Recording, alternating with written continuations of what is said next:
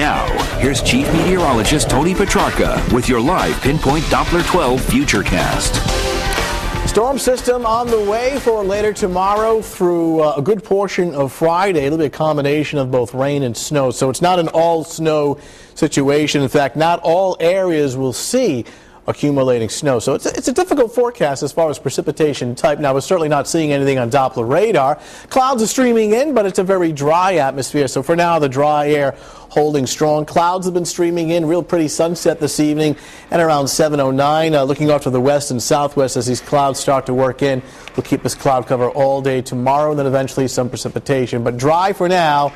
A mix of rain and snow on the way. A majority of the storm probably in the form of cold rain, but at times in certain locations some wet snow will be mixing in or actually changing over to all snow. We'll show you the specific locations right now as what the Weather Service has at this point is a winter storm watch for the areas in blue. Tomorrow night through Friday. Now, by definition, a watch is 6 or more inches of snow. If that were to be realized, it really would be confined to up here across the Berkshires and along the Mass Pike, northern Connecticut River Valley. Now, of course, storms and Mother Nature precipitation doesn't follow, political boundaries in counties like this.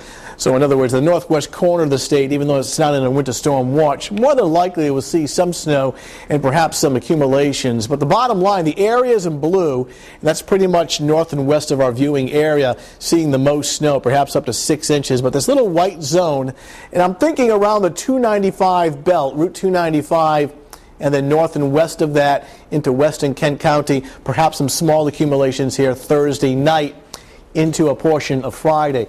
Elsewhere, a combination of rain and snow, but at this point, we don't see much in the way of accumulation the further south and east of Providence you go.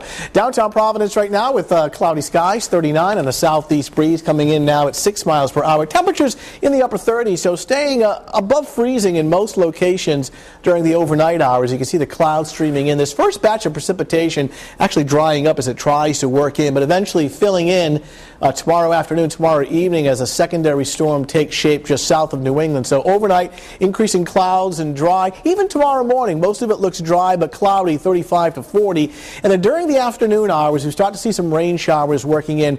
Temperatures a lot cooler than what we had today, with readings topping out at around 40 to, say, 45 degrees. Storm starts to take shape on Thursday night into Friday morning. In fact, let me show you the map for your Friday, looking something like this. The exact track will determine precipitation amounts and type, but more than likely any kind of accumulations with this system would be confined to the northwest corner of the state only. And at this point, we're thinking perhaps 1 to 3 inches inside that Route 295 belt.